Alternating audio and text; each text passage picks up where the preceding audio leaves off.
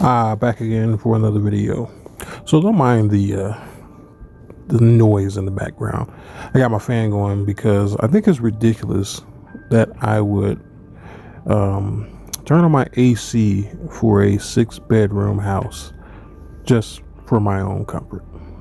I'm not gonna waste electricity like that, so turn on the fan. So don't mind it. But anyways, today's topic is going to be about femininity. I know these topics seem a little bit redundant, but they are very different in nature, very much so.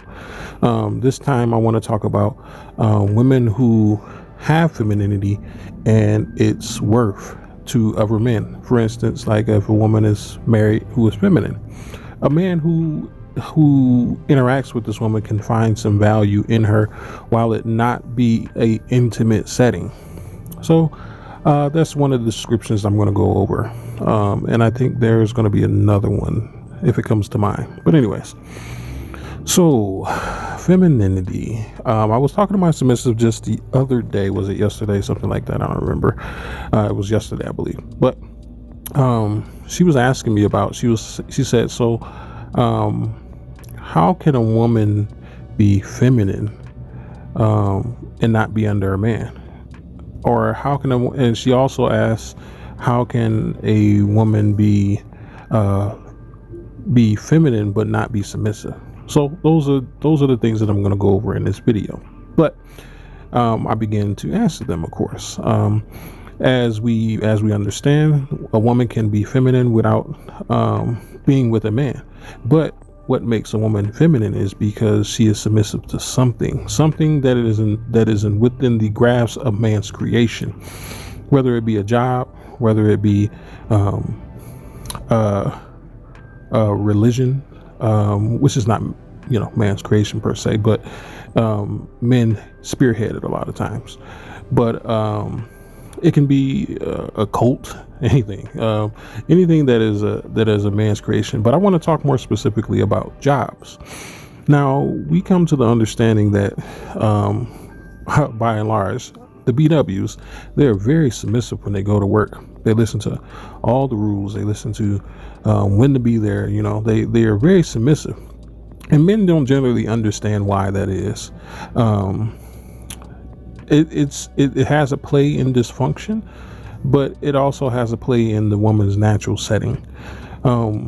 Once again, women, they are submissive to something. Everyone's submissive to something, but women specifically, they're very submissive to a man's creation in some way, shape, or form.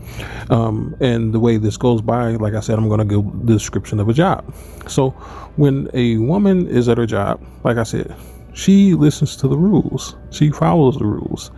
But why? Why does she follow the rules? Why does she do any of this? Why does she follow the rules here at her job, but go home and she gives her husband hell? Why? It's because the job offers a more strict structure and a reward system that is attuned to her social grooming, that elicits the reason why she is more submissive. But I think I talked about that in the previous video. But nonetheless, she is showing submissiveness to a man's structure. 9 times out of 10, these companies that these women work at are created by men. Though they may have a female boss, whatever, what have you, the structure and the way the rules are set more than likely were cultivated by men, because men bring order. A woman doesn't last long in any situation that is more chaotic than she is. She will last long in her own chaos, but that will run its course as well. But she lasts longer. She won't last longer in someone else's chaos. So the reason why these women can have these career jobs is because they follow a man's structure. They follow a man's leadership. They follow a man's rules. They follow a man's structure. That's the reason why that they are doing this. But how you counteract that is you present a bigger structure with a more conditioned response in regards to what you offer her per what she's wants. That's another topic, but and I think I discussed that before, but that's how you get a woman to get on your program, and stay on your program. You have to create a reward system and a punishment system. And you have to create a discipline system as well, in order to regroom, re-socialize women into what they should be, or what you see fit, rather. Because women could be a lot of things, and it'd be fitting for them to be that. But nonetheless, we're talking about the specific man. So it should be about what you believe that she should be. So anyway, so then she went on to ask, like I said, she said, well, how can a woman be feminine and submissive? My quick answer to this is she can't. She cannot. She cannot be feminine and submissive all at the same time. Most times when you see these women in these masculine states, you also realize that they are lacking any submission. These are the women who will quit jobs, no problem. These are the women who have no consistency.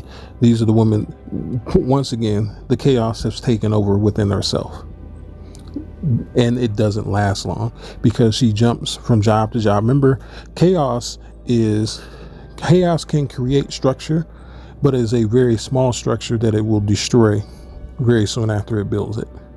That's what chaos does. Chaos is the constant back and forth of build, destroy, build, destroy, build, destroy, with no rhyme or reason. It has no purpose for building. It has no purpose for destruction. That is chaos. It is inconsistent, but in its inconsistencies, just like a wavelength. A wavelength goes up and it comes down, goes up and it comes down. There are going to be ups to the inconsistency, but just as much as there are ups, there are downs. That's what chaos is. But it is a frequency nonetheless, meaning that you can time this within women. So there is a larger scope of order to a woman's chaos. It's just that it has to be contained within a certain area for it to be useful. For instance, we can't use gamma rays for radio signals. No, we need specific radio signals or radio wavelengths in order to, we don't need high frequency. We need low frequency in order to transmit radio signals. So depending on how these frequencies are used, they can be put under order and still be useful in their chaotic state. That's another topic. I don't want to go too deep into that. This is kind of what pimps do. They take these high frequency of build and destroy women and they put them to use. But we don't need those. We need most men need low frequency chaos, low frequency chaotic waves. But this is a concept, once again, that I don't necessarily want to get into because it's so long and I haven't did enough research on it to give you a roundabout, how can I say, a roundabout idea of what I'm getting at. I'm just putting it out there to talk about this topic. But nonetheless, a woman cannot be feminine if she is not submissive. And I explained to her in this way. I said that a woman's femininity is like a writing utensil. It's like a pencil.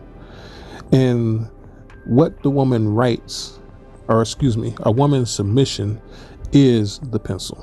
And what the woman writes is her femininity. That's the reason why a woman's femininity can be very different at different rates. It can be high, it can be low, but this is all based on how good of a pencil you're using and how good of a writer you are.